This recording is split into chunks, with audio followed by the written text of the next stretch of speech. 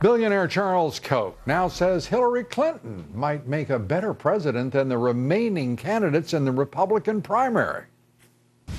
So is it possible another Clinton could be better than another Republican It's the next time possible. around? It's possible. You couldn't see yourself supporting Hillary Clinton, could you? Well,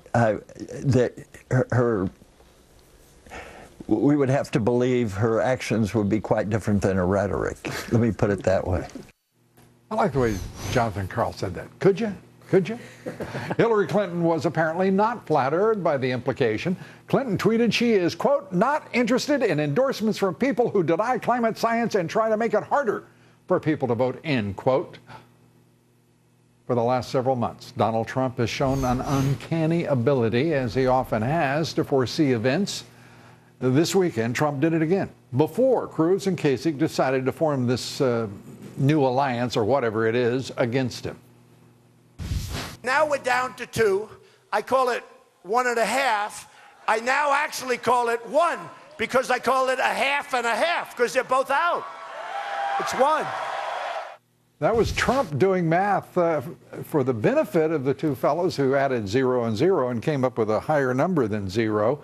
He made those statements Saturday, by the way, in Waterbury, Connecticut at a rally. A day later, Cruz and Kasich did indeed become 1 or some fraction thereof, or on into infinity. Joining me now, former Reagan White House political director, Republican strategist Ed Rollins, Pulitzer Prize-winning columnist with the New York Post, Michael Goodwin, both Fox News contributors, great Americans and good pals. I just want to start by... Nice to be with you.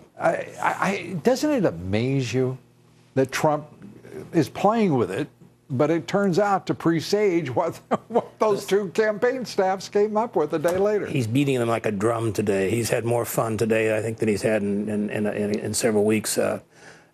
He's just made the case that the establishment's against him, and to his supporters, that's one of the great assets that he has. So my sense is, I think it looks like desperate politics. Kasich has no money, so it doesn't really matter. I think in the case of Cruz knows now at this point in time he has to win Indiana. He doesn't, and they're not playing to win it. He hasn't got a chance at that, but at the way it's going. No, but the bottom line, if Trump wins Indiana, he's going to have a big day tomorrow. He's going to win all 5 states.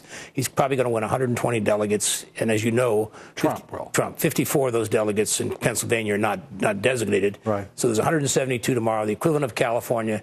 I think he'll be 115, 120, somewhere in that by the end of the day. And I may be wrong, but that's my guess at this point in time. And you're looking for a sweep? Oh, definitely a sweep. There's no question about it. No one's even going to have any contest.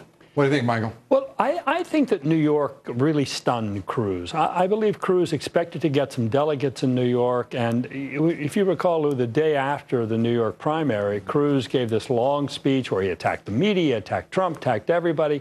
And now we see this strategy of trying to partner up with Kasich and clear the way for each other. I said at the time that he was panicking, and it certainly looks like it now, because this looks like not only a panicky move, but a weak move. There's no apparent strength, no apparent advantage. They're both going to be on all the ballots. It's not like voters are all going to even be aware of this, probably.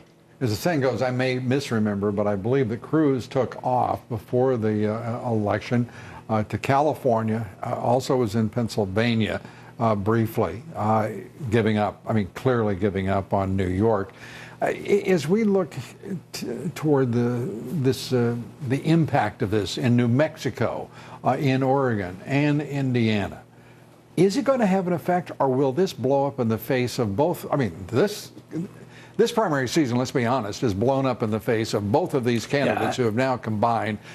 Is this going to be another detonation? I think it puts them both on the defensive. I'm not a defensive player. I've always been on the offense. And they're now all playing to lose or to make Trump lose.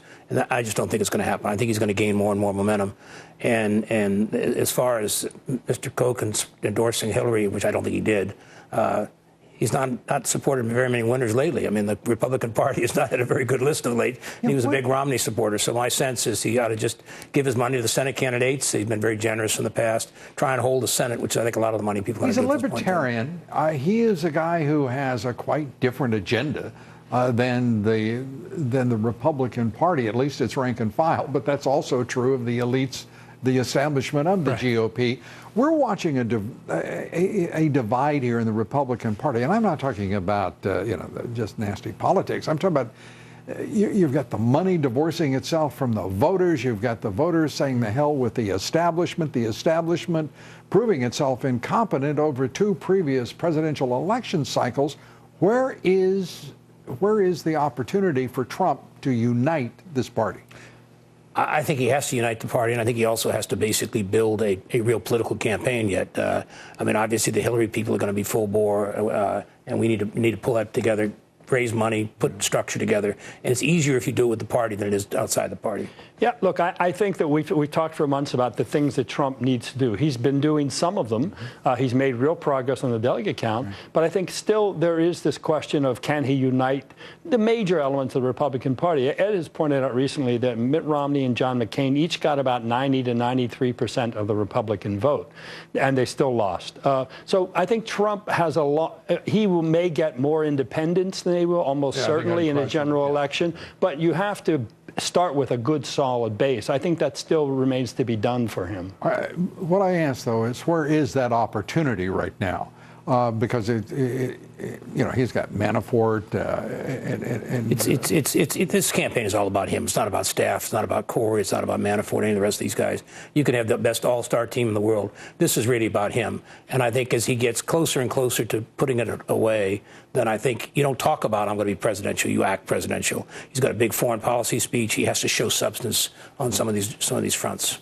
Yeah, I think we are seeing signs of a growing maturity, a growing sophistication, but then he also will lapse back a time. The other day he said, I'm not going to blow it, and then he starts with the name calling again. I think when you read his polls... But I think what he meant there, Michael, was he's not going to blow it by not being himself.